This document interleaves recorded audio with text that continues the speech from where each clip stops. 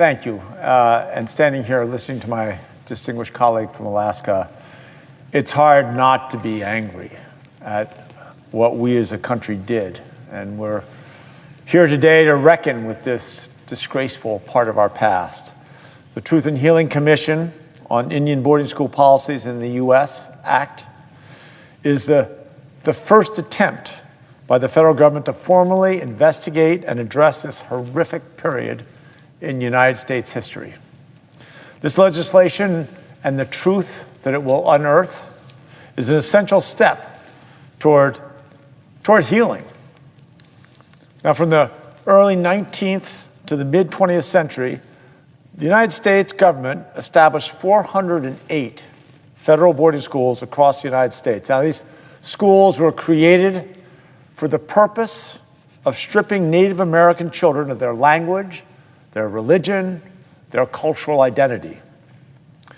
In the over 100 years that these schools were in operation, our government took an estimated 100,000 Native American children from their homes and from their families.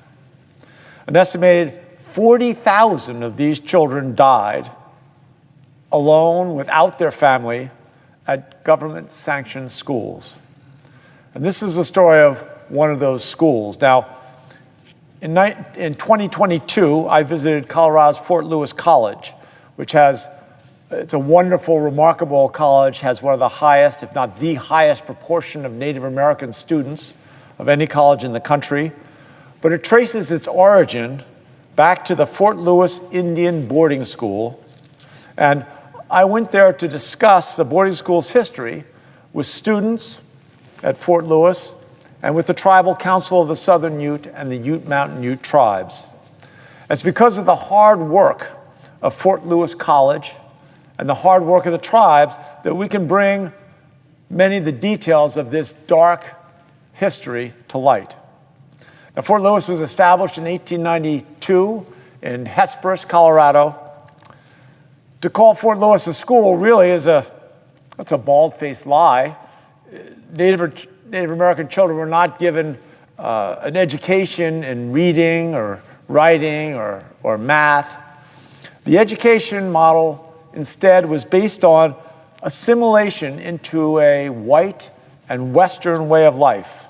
And it came at a truly devastating cost. From 1892 to 1909, an estimated 1,100 children attended this boarding school in southern Colorado. These children were forcibly taken from their families of the Southern Ute, the Navajo, Apache, and other numerous tribes.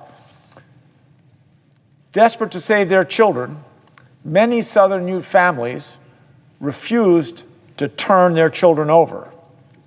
As punishment, the school's superintendent, Dr. Thomas Breen, cut off the tribe's food rations to try to force the children's attendance. Breen's tactics failed. The Southern Ute tribe was steadfast in their resistance and their refusal to give up their children. Upon arrival at Fort Lewis, students were stripped of their clothing, their names, as Senator Murkowski said, their hair. Each day, the children were required to perform manual labor, like digging ditches and planting crops, oftentimes in the hot mid-afternoon sun. Combined with the poor sanitation and lack of food, many students quickly became ill. Disaster struck in the school's first year. A tuberculosis epidemic hit, followed by trachoma, known at that time as sore eyes. 2 children died, 4 others became blind. All were under the age of 12. Now, punishment of children at Fort Lewis was often severe. One father reported that his sons were forced to sleep outside in a coal shed in the middle of winter without adequate blankets. Superintendent Breen himself was known for sexually abusing his young female students and teachers. When the girls became pregnant, school officials made sure that they, quote unquote, disappeared.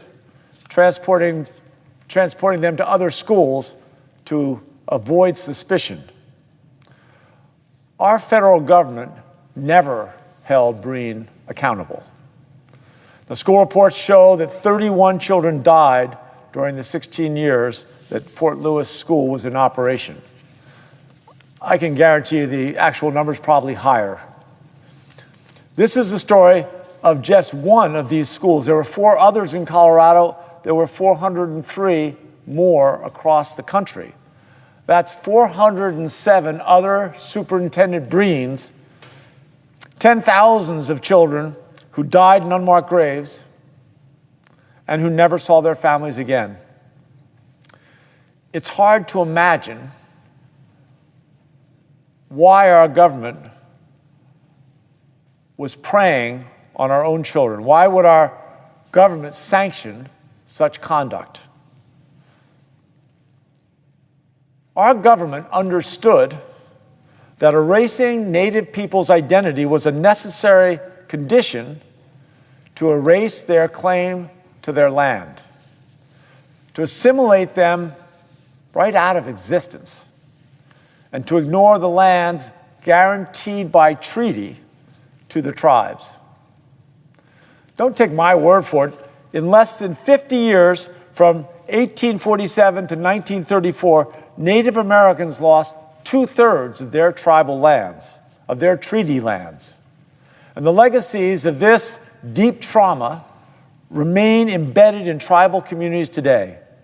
In Colorado, we see it as the high rates of poverty, the high rates of addiction, the high rates of suicide among our Native American communities. We see it in children who don't know their parents' indigenous names, who have lost their own language, families who don't know what happened to their relatives, to their ancestors, many of whom just never returned home. The Truth in Healing Act is not going to erase this dark past, but it does acknowledge our responsibility to unearth the stories of suffering and injustice that we have buried for generations. In 2022, I joined Secretary Deb Haaland, Secretary of the Interior, at a dedication ceremony for the Sand Creek Massacre, a National Historic Site.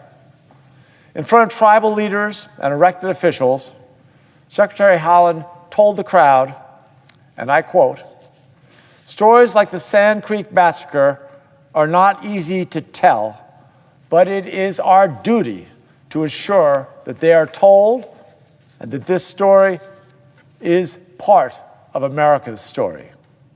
Fort Lewis Indian Boarding School, along with the 407 others, is a part of our story. When we pass the Truth in Healing Act, we make a choice to tell the whole story. And we make a choice never to repeat it. Madam President, I yield back the floor.